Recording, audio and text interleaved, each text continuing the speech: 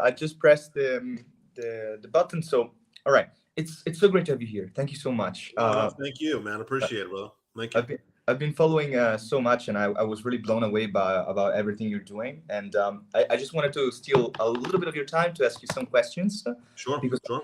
you're always tweeting so much, but like sometimes I wish to be able to ask you very specific questions, and I'm like, I wish I had some of this time. So here we Yeah, are. thanks.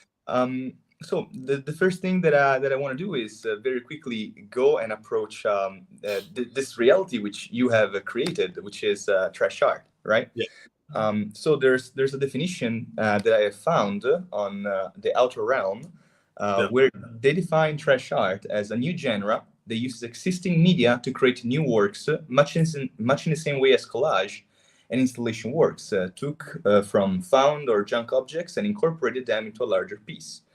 Um, what do you think about this definition? Do you think it appropriately defines it?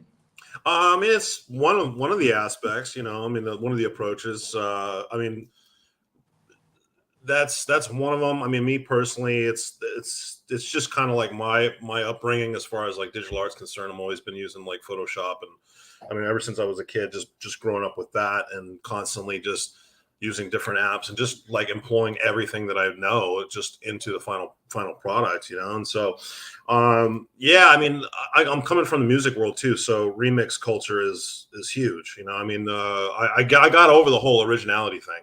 You know what I Oh, I mean? didn't know. Originality for me doesn't exist anymore. Like I finally, as an artist, got over it. You know what I Just mean? Like, let go of image yeah, property. Yeah.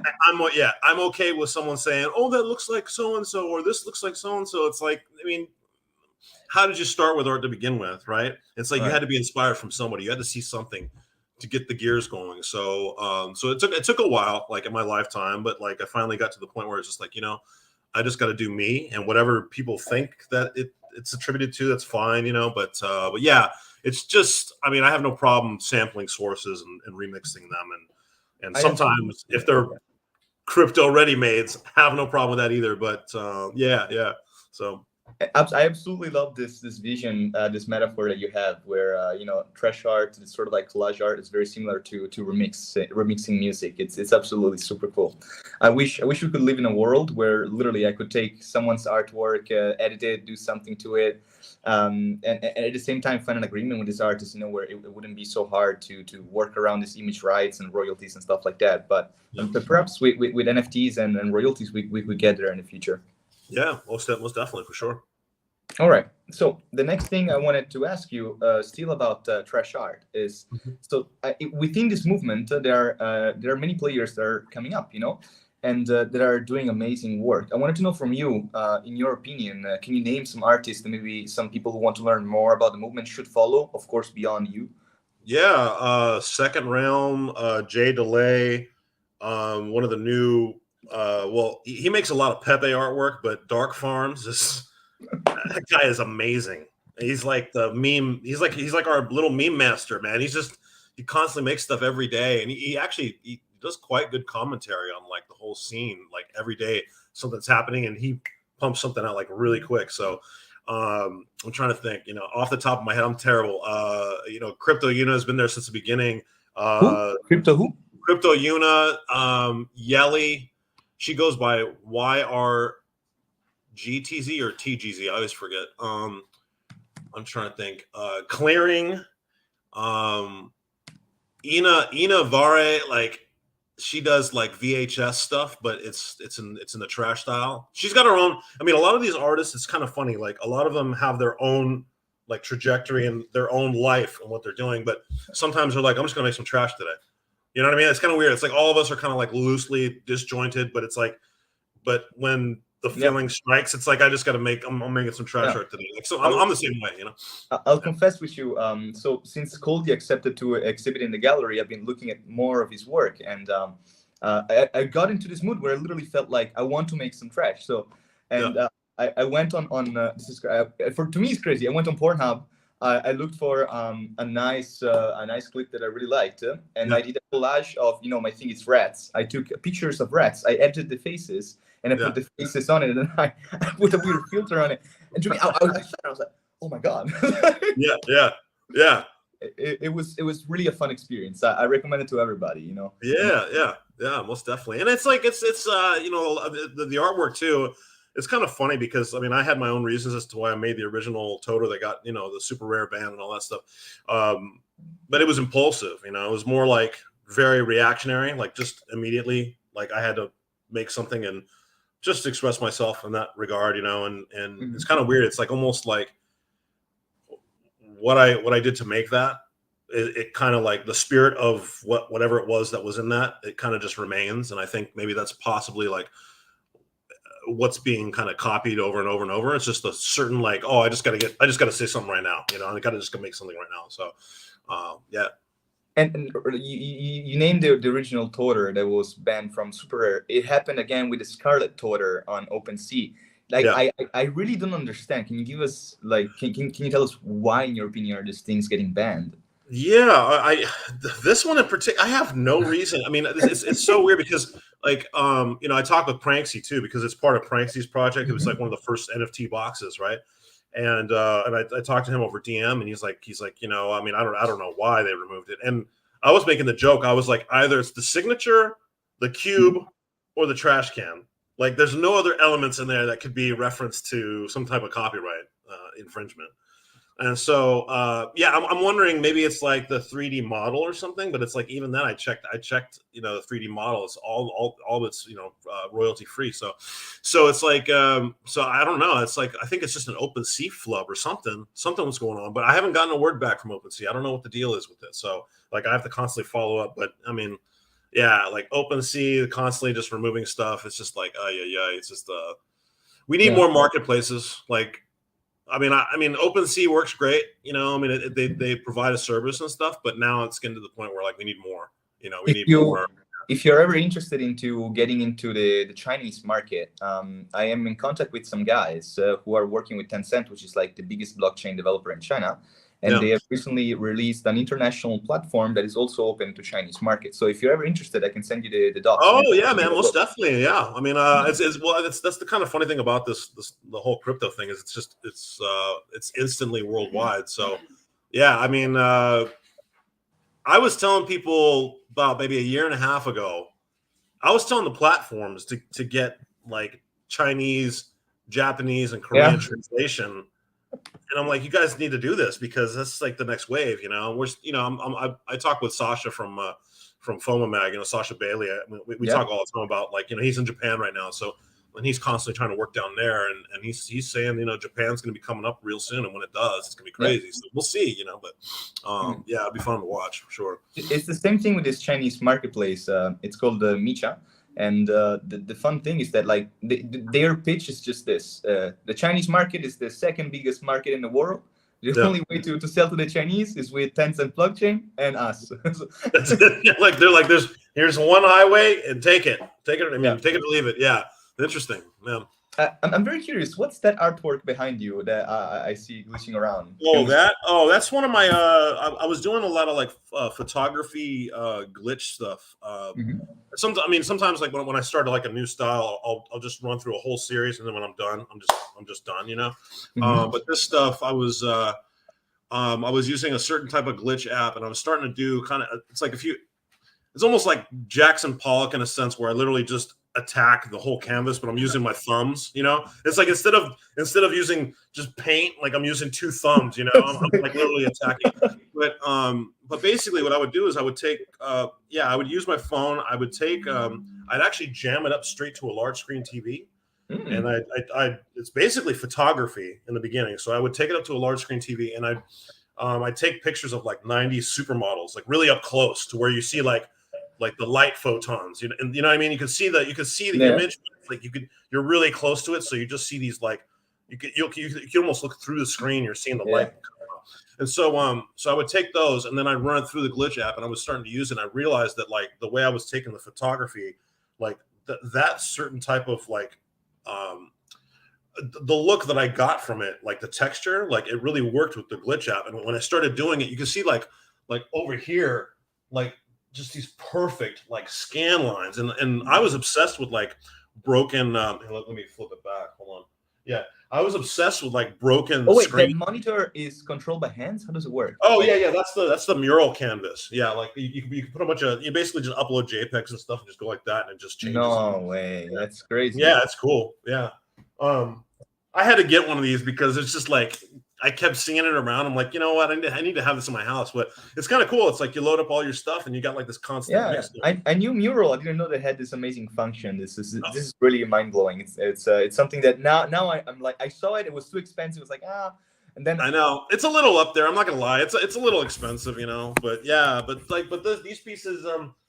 I'll show you more when we're done talking and stuff. I'll show you like where I put the rest of them. But like I was obsessed with like broken screens and broken laptop screens. I have the yes. Oh my God. they got Yeah. these super cool textures and stuff. And I realized when I was working with this that I was starting to get that, and I can actually control and actually start painting with that style. So I was like, I just went all over it. And so you can kind of see like kind of see the model's eye in there. You know, I always keep like an eyeball in there just because. Like I realized, like if I don't have an eyeball in there, like the human connection gets lost. Okay. So, yeah. So a lot of my pieces from, I don't know, I'm obsessed with eyeballs or something. But I realized that like eyes are very like when a human is looking at a piece, you know, that's why portraits are so popular. You know what I mean? It's like it's like you're looking. You have this immediate like, human connection, so I always usually kind of keep that in there. They do say the eyes are the windows to the heart. You're making me like dream of a gallery or maybe an exhibition or a piece where we work specifically with broken monitors. How cool would that be? Like either where you upload the artwork and you do the glitching by breaking the monitor in certain spaces, or you take pre-broken monitors and you upload the artworks there. That must be interesting. Yeah, I mean, I was almost getting obsessed. I was like, man, do I just buy a bunch of screens and just start breaking them? You know what I mean? Because actually my buddy a long time ago, I used to DJ with a friend of mine, and I remember we were working on a track or something, and like all of a sudden, like the laptop fell, it broke, and he was going, oh man, this is and I'm like looking at the screen, I'm like, are you seeing how beautiful this is? Yes. And it never left me. So it's one of those things. It actually happened in my first gallery in Italy. We had these 50-inch screens, and like we were breaking down everything because we finished the gallery, and I accidentally dropped one of the TVs, and it broke. And they told us, in order to see if it's repairable or not, you should plug it and see if it works. We plugged it, and I was like, oh my God, it looks like it's like a piece from Robness. Like I don't know.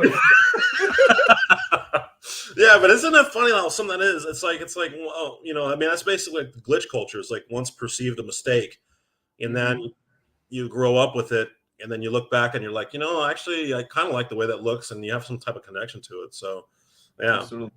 And regarding glitch and AI, you have this amazing sort of like philosophy over it. I've heard I've read some tweets where you were saying that midjourney, artificial intelligence, should be used as a brush.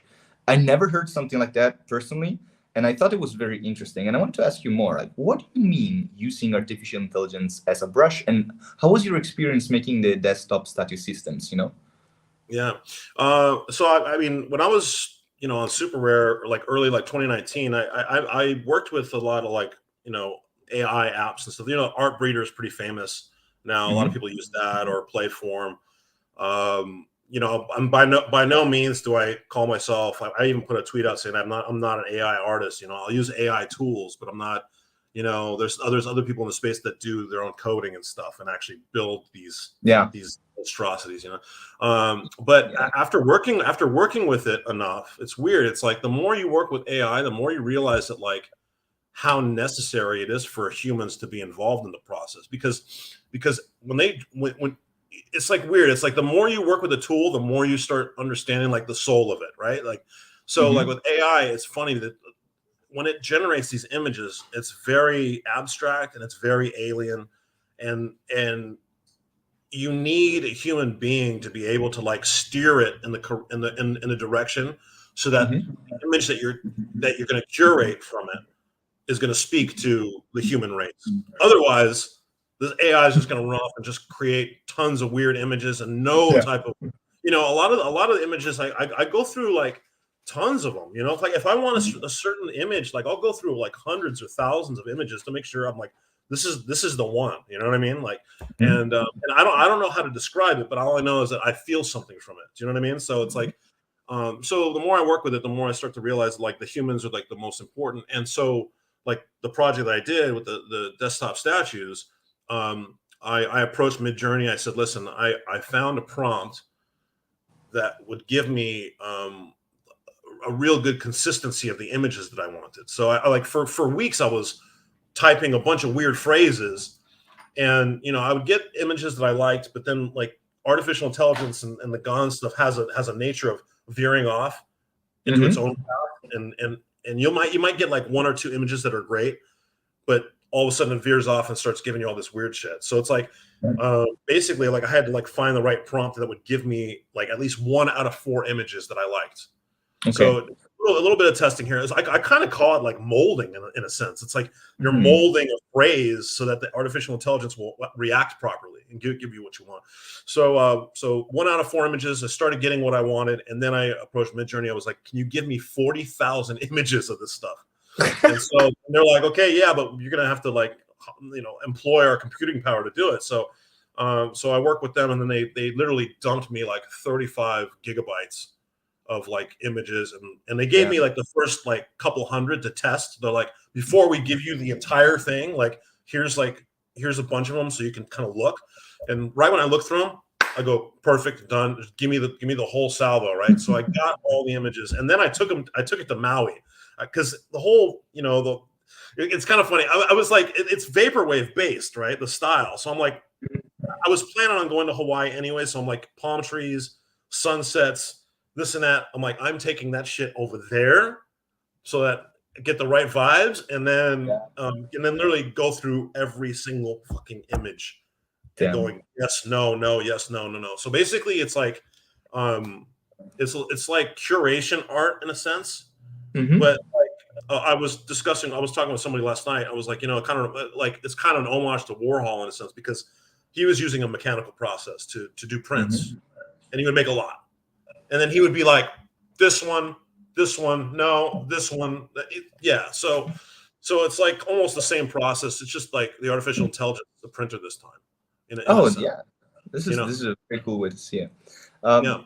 I've seen also that one of my friends was able to enter inside the beta. So, I was next to him, and we tried it a couple of times.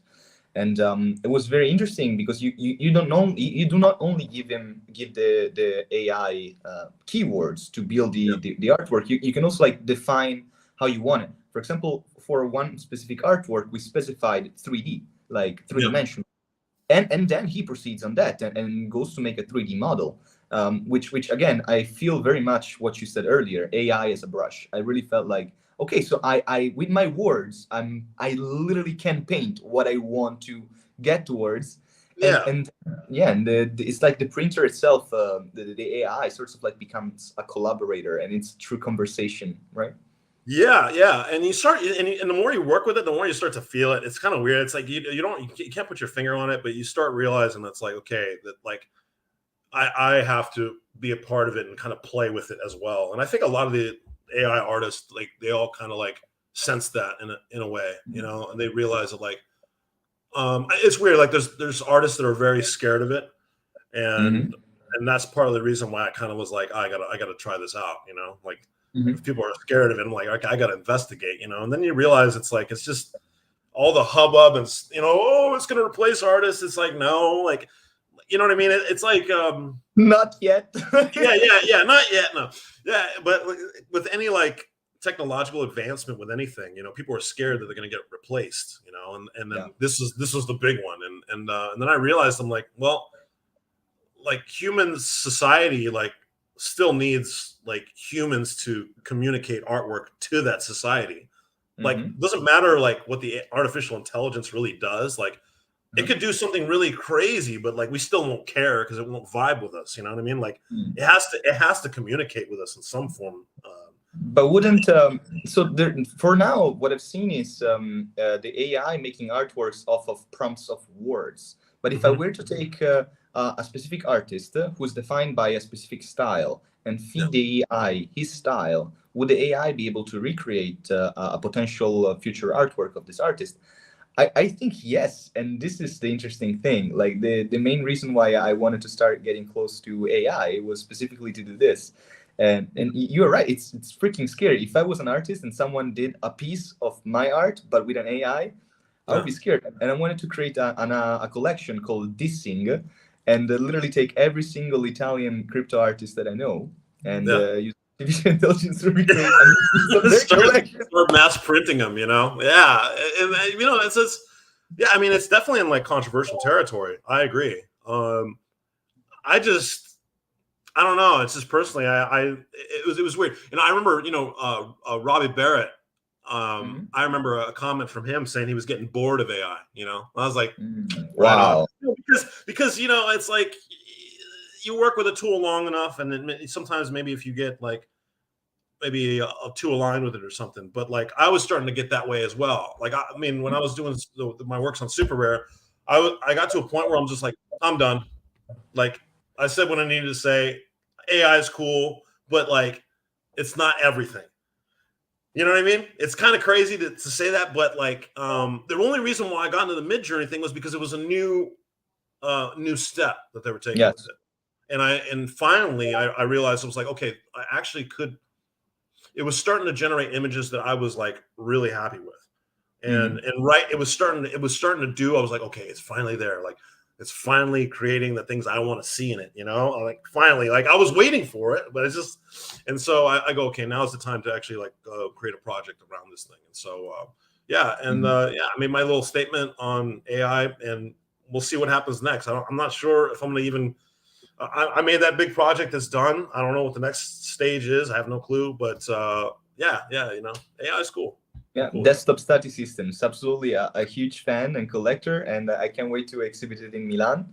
Yeah. Um, and actually, this leads us immediately to our next and final part of this conversation, which is in real life events for crypto art. So you've been more or less following. I've kept you updated on what we're doing in Italy.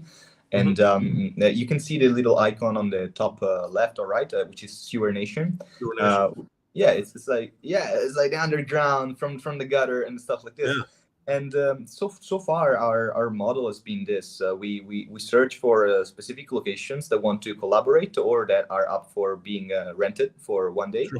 and Mm-hmm. then we set up a pop-up gallery for 24 hours, and we invite all artists to exhibit with us. Now, this time in Milan, we did 3 events in Rome, one of which was the inauguration of the first NFT bar, which Yeah. where we exhibited you inside the toter, inside the Yeah. city. Thank you. Appreciate that. Thanks. Man, it was fun. It was fun. When you have Yeah. something as cool as a burnt punk footage, there's very little you can do to make it better. So it Yeah. was Yeah. just Thanks. and so now in Milan we're doing this other thing where instead of being in one location we're going to be in multiple ones, and we had this situation where I had to solve this problem. They said, okay, from one location to another one it's a very long trip. We need to figure out how to create a part that's also in the street. And I was Yeah. like, if we try and organize it in like one of the main squares or plaza, people are going to complain, they're going to call the police and stuff like that. Sure. But if our job is to requalify parts of our territory, of our city, which have been abandoned, why not take the dirtiest gutter of the city and set up our gallery there? So Yeah. we found one of these little abandoned areas in the road between one of the two locations, and we set up this small gallery called the Gutter. And this Yeah. changes the game for us because instead of being a gallery inside a specific indoor location, it's bringing the experience outside in the city. Yeah. Yeah. Yeah, That's it. Yep. outside of the monitors as well, because we're going to be projecting it with laser projectors. And Mm-hmm. and this is the core of the event in Milan, I think, the 17th of June. And this is what I want to carry on with me, I feel, in future galleries. And I wanted Yeah. to know, how do you feel about this? How do you feel about trying to create a pop-up crypto art events slash galleries that go beyond the simple galleries we've been seeing so far, and actually try to implement to add crypto art into more broader concept or context of interactive, also immersive gallery? What do you think? Yeah. Anything that is trying to get outside of the white walls kind of thing. I mean, the fact that like most digital art is it's like like metaverse like material, right? Like Mm. putting the stuff outside is perfect. I mean, I think, well, especially now, like with COVID and all this stuff, people need to be outside a lot more and maybe regain some of the years that they lost. So for me, like more outdoor stuff is definitely good for the soul. So like that's as simple as I could put it. But also too, it's like you know, with the Statue Systems project, like I'm working with a friend named Melanie, and she literally redesigned one of the statues in 3D, and so we have like and so we're going to be working with like AR stuff, but like to have gargantuan statues outside, you know, I mean, you can't really do it inside. You know, if you want to blow this thing up and just have it like almost like a monument, it's better to put it outside, you know, and so.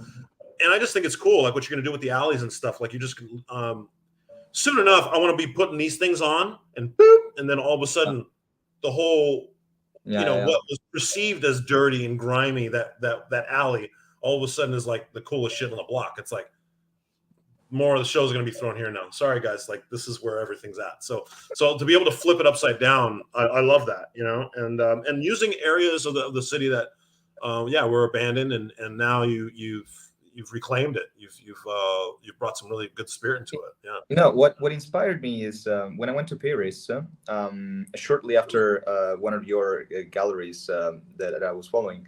I've met this thing in Paris. They have a museum of the sewers, which is called a good. So it's like the Museum of the Good, and it's incredibly well kept.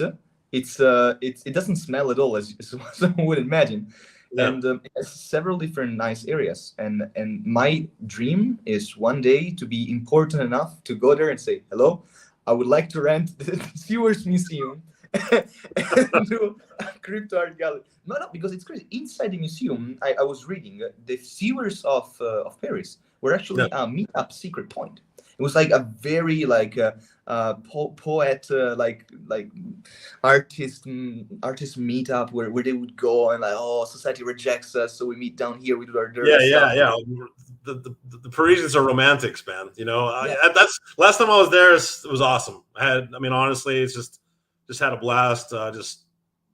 You know, America needs a lot of like, it's weird. Like the art appreciation in Europe is like, it's amazing. And now with the crypto stuff, I feel like America is going to have like a real kind of like explosion in that, where I'll be at a bar and we'll be talking more art than music. You know what I mean? It's interesting. Like I'm just kind of like looking at that, like who have you collected? You know what I mean? Yes. People pull out their phones and like, oh man, I got an X copy and I got a Coldie, or a Miss Simpson, or you know what I mean? I got Vandalo's stuff. You know what I mean? It's like that is going to happen, and it'll be nice. It'll be a nice thing for both sides to kind of just finally, I don't know. It was nice being in Europe, though. Absolutely, and I've been traveling a little bit with some friends who are also. I've never traveled as much as since I got into the NFT and blockchain space. There's events everywhere, and they always invite you, so it's absolutely the best. Yeah, it's amazing. Yeah, I've been flying around like crazy. It's crazy. No, that's been cool. Yeah. So again, thank you so much for your time on this call. No, thank you, man. Yeah, I appreciate it. A couple more things. I can't wait to see you in New York for NFT NYC. I really hope that we can manage to do a little meetup. It can be fun. I heard you guys want to do a karaoke. Man, I sing so bad, but if I have the energy, I'll put the energy. I don't care. Yeah, do it anyways, man. Park. I don't have the voice, but I love Linkin Park. I'll try my best. Oh yeah, don't worry. That's the whole beauty of it. Is you just go up and you sing the song you got to sing. That's all you got to do. You know, nobody has to sound good on karaoke at all. Absolutely.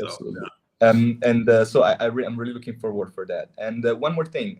So as I told you, we have this sort of like hashtag, which is Sewer Nation. We're not technically a community where we have like a Telegram and stuff like that, but we have created this sort of platform where we're trying to embrace all the communities and essentially give them the opportunity to build on top of us the events for their communities. Sure. So when I speak to Sewer Nation, technically I'm speaking to all the Italian NFT communities. So if with me you would like to say hello to all of them, it would be great. We can also edit it in future videos. So I just like hello Sewer Nation or something like that. Whatever, like put your Robness style on it. Yeah. Sewer Nation, what's going on? Hello. much love to y'all, and keep doing it. Thank you. I feel like Yeah. I embarrassed you a little bit there. I'm sorry. As I put you in the No, spot. it's okay. No, I just I gotta It's figure awkward to do the maybe a spots little like, bit. hey, say this line. Sewer Nation. Robness here. It's like a radio station.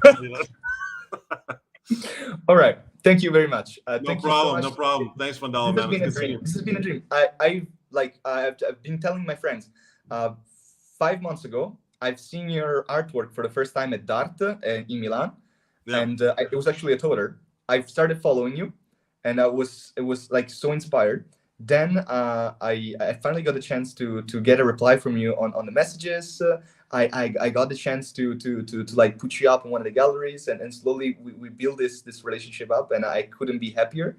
Yeah. Also Well, you're persistent, my friend. I will say that you're persistent. So I will say, anybody that's watching this, follow Vandalo's tactics. The man he goes for it, and he makes sure that he gets it. So that's on you, man. I got to give you props, because I'm, I try to answer as many DMs as I can, but it's getting towards, and no, you just you're going for it, dude. So props to you for doing it.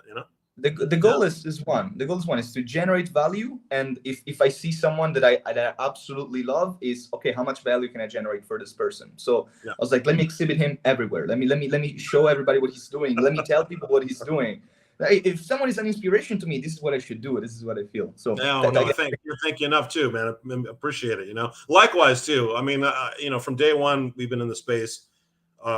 Either it's people have been coming in slowly, and I'm just pointing directions, like go here, try this and that. That was the original fun of crypto art from the beginning, was bringing people on board and just say, try this stuff out. It's amazing. And yeah. Actually, I have one more question. Sorry to prolong this. Just no problem. Sure. So in Italy right now, this is what I'm seeing. It's happening with a lot of artists. They're getting sort of like swallowed up into the traditional art world that cuts very very strict deals with them regarding on where they can exhibit their pieces, when they can mint, what they can mint, and stuff like that. And so I'm seeing a crypto artist in Italy rise up, but through traditional art gallery means and contracts. And I was wondering, maybe you don't know specifically the situation in Italy, but the underground movement. You rose up as an artist individually. What can you recommend to young Italian artists who want to really experience the freedom that the NFTs can bring to artists, where I don't have to be dependent of someone who can constrict me like that, but bring me success? Where does the journey start? Yeah, well, it's the crypto art's pretty digital format, obviously, but the internet's here for a reason. So like crypto combined with sleuthing around the internet, and I mean, bottom line is you can get farther in the world through the internet than you can in a physical gallery. Like, I think a lot of artists don't realize that, like, how much power they actually have as far as like getting their work out there online and stuff. And then the crypto space is kind of interesting, because it's like the crypto space isn't the entire world yet, so you have a pretty good shot at like swimming in this sea of people that are all doing stuff, and right now the communities are phenomenal. So you just get in there and you start seeing which platform you kind of vibe with. You get in that platform, you start running into people either at Discords, Telegrams, this and that, and you start getting into these little communities, and some of these communities in the future, they're going to be huge. They're going to make their own stamp on things in this whole art history that we're going through. So I'd say it's more interesting to be actually in this type of space right now than the old, because it's just like, I mean, it's sort of antiquated now. It's like that's just the old way of doing things, but also too, it's like, how far are they going to really get you? Like, I mean, they can maybe get you on a couple magazines and stuff, but like, even it's kind of weird, because like I would get magazine spots, but like it's like, okay, that was cool, but the outreach wasn't as big as what you thought it was going to be.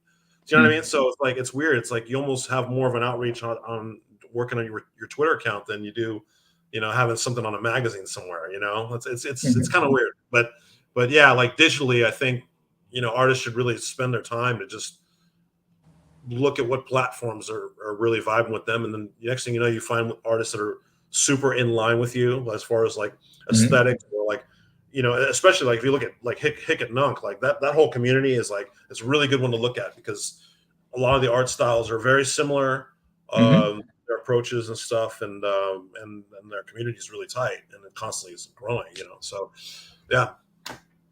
All right. So to recap, not to stress too much about being featured in magazines. Really try to establish a presence in Discord groups and on Twitter. Yeah. Okay. Yeah. It's just a new way of kind of just getting your work spread out, and I just think that the internet is far more powerful tool to actually have a lot of eyes see and come across your work, and you can do both. A lot of those artists that are going through the old traditional means, I mean, there's nothing stopping them from being able to do that on the side.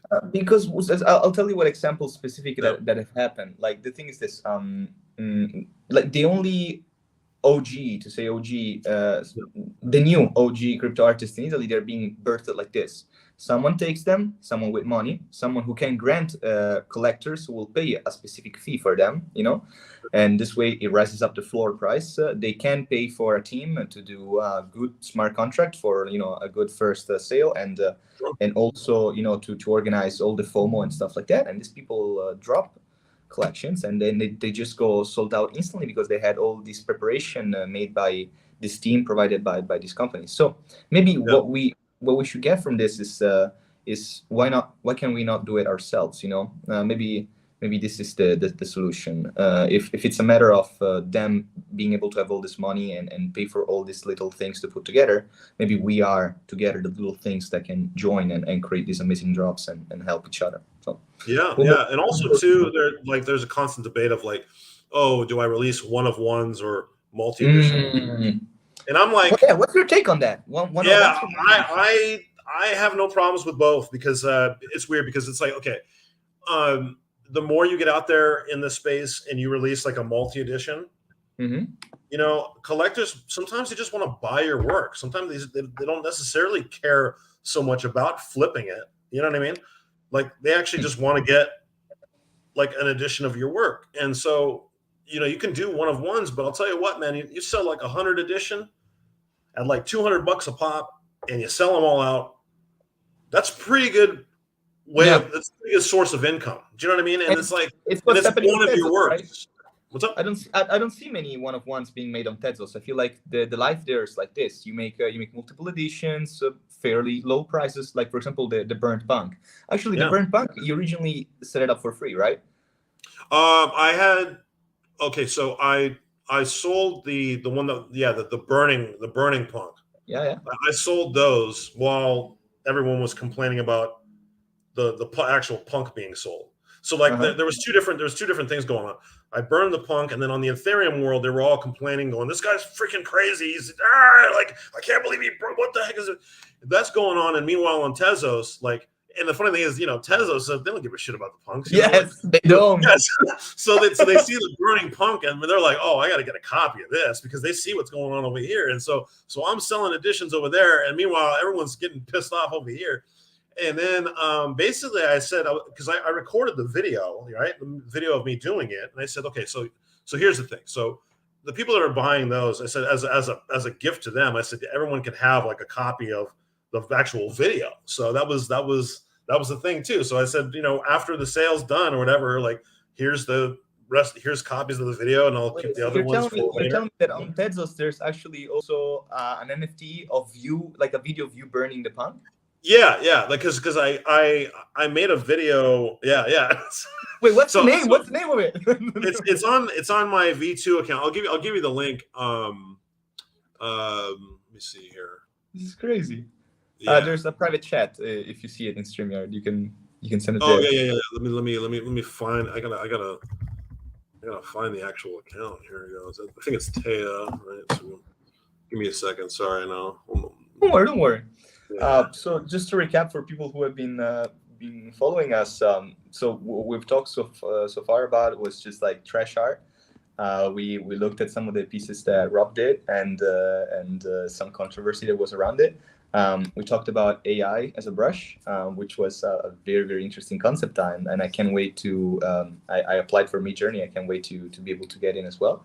And we talked about the event in Milan and how we plan to bring more crypto art inside actually outside. Yeah, outside for sure. Yeah. All right, let me see. I'm trying to find the video here. I'm getting close. You know, it's so funny. Or what used to be Hickok, like it takes a while to load these things up. Oh, there it is. Okay, I got it. All right. Hold on. All right, I'll give you the link in a second. Don't worry. Uh-huh. Meanwhile, I'm looking for the burn punk so we can show that too. Yeah. So there's the video. And so basically, before I even minted the burning punk, I made the video of me burning it and I put it on Twitter, and all of a sudden it spread like wildfire. Like it totally went viral. Like people were just like, couldn't believe it that was going on. And you know, I put a little James Brown soundtrack too. I paid the cost to be the boss as the music. You know, I'm like, all right, here we go. We're gonna burn punk. And on that day, I called it Trash Day. It's like July 12th. Nice. Well, it's almost about a year. So the anniversary is coming up. But I just wanted to do something fun for everybody, and I was like, you know what? Let's do a performance piece. And I was like, I'm burning this thing today for everybody. And then yeah. It is what makes it so important, and it is what I'm looking for even more in the space. I'm looking for people doing this. Someone who creates an artwork which literally does not need utilities or any other type of extra function, because the piece itself it represents something so big by itself. And me as an artist, I'm trying to understand how can I make that too. Like how can I make something that's very impactful for this community that speaks for itself. When I bought the burn punk, I felt something as close to an extreme utility. I feel like an identity. Thank you. Yeah. You know, it's like I can't claim for like every piece that I make, but I mean, there's a sense of like drama that you want to create, you know. Mm-hmm. And I mean, when you're an artist and you come across a piece and you just look at the thing and you're just overwhelmed, like. It's like one of those things you want to do yourself, you know. Sorry, my dog's snoring. If you hear some snoring, she's loud. I don't know. but yeah, like I mean, my goal and it's always fun is like to make a piece that just, you know, if either people love it or hate it. And you know, it's kind of weird. I think sometimes for artists, like they don't want people to hate their work, right? Mm-hmm. Like it's lovely to think about, but it's like when it finally happens, you're like, oh man. But like the whole trash art thing to begin with was because there was a disdain for it, you know. And I guess I didn't take it to too much heart, you know. Like I'm like, okay, that's just their opinion. But now you're gonna see more of it. it's like instead of me saying, oh, I'm not gonna make any more of that because people are not gonna like it, I'm like, I'm making more now, you know. So it was more just like a reactionary thing, but like to just make like a piece and there's like a drama around it. Yes, that's what I look for. You know, that's what I look for. And I love when people are talking about pieces and they're really excited about it, and they just there's a story to tell with the piece. And that's another thing. I think stories are like I was saying like on a tweet earlier, like way back, I said like stories are like the secret sauce of artwork, because you know when you're standing in front of an art piece and you got someone next to you, right? It's like, what are you going to tell them about the piece? You're probably going to tell them all the stuff almost that happened around the piece, and then you get to like the actual artwork itself, and then you get into that and stuff. So all those things kind of combine. I kind of look at to like kind of try to imbue in the work, you know. So. And by the way, I've just read the title, which is How to Burn a Punk and Not Feel a Thing. Wait, I mean, it's like, when did you buy the punk? Was it like at the very beginning, so it was fairly cheap, or was it like late in the game, so you actually? Oh yeah, no, it was like $40,000 at the time. So yeah. So you know, I mean, I also got hate for that because they're like, well, you could have done a lot with that money. You could have taken that $40,000 and changed somebody's life. And I had a simple response to that. I said the money didn't get destroyed. Like the money actually went to somebody else. Like I bought the punk, and somebody else came up on that 40,000, whoever that was, right? The only thing that happened was the journey of this punk stopped dead. Stop there. There's no more. It's not going anywhere else. It's done. I mean, So. If you think about it, technically, how I feel it is that the burnt punk on Tezos, it's the continuation of that journey. In a sort of sense, to me, it really felt like more than a derivative, And when I see that punk in my wallet, I see the same punk that you burned, just like the carcass of it. So yeah. Well, okay. So when it happened and I made that, like at first I was like, okay, this is gonna be cool because I can actually kind of like envision what it's gonna look like going through the going to the burn dress, right? So that was my first kind of approach to it. But then like after I made it and then I made them multi editions, I'm like, did I just fractionalize a dead punk? Yes, exactly how I felt. Yes. So technically, like this is the first fractional death, and I was like, oh, that's cool, Oh my God. So it does have an afterlife in a sense, and so like it was a bunch of weird things that kind of like that happened, and it was like, a fractional death. Like this, like how it just happened. It just happened. So I just was kind of like, oh, that's pretty neat, This is very cool because originally I have this collection on OpenSea which is called passports, which are like digital passports for the Sewer Nation community. So all the members of all the people who wanted to become organizers of the event, they bought the passport and they got some utilities within the event and everything like that. But we were planning something else since we are like very existentialist as a group. We're always like thinking, well, why are we artists? Like, why should people care about what we do and stuff like that? We contemplate death and all these things, and we said, for sure. The Bored Apes released the acid to make the mutant apes. So we were thinking of releasing rat poison for people to kill the rat. And then we would essentially you would get that rat. So that was to do. And what we wanted to do is that the dead rat, instead of being a normal JPEG, it was going to be a GIF of a carcass of a rat with a flower growing from. Oh, right on, man. No, it's just there's so many ways to just like expound upon. Well, it's cool to like when you create a piece and then like all of a sudden afterwards you're like, oh, like all of a sudden something pops out. You're like, we can completely keep growing on this. Like the desktop statues thing, like I did it, but now like there's other things that are happening that I'm like I saw on Tezos, right? Yeah. And so it's interesting in this space how you can keep building on things and like the project actually doesn't stop. You think it's just going to have a certain life, beginning to end, and then all of a sudden it's like, no, there's actually more to do. So no, that's cool. All right, thank you so much. Vandalo, thank you, man. Sewer Nation. Yes.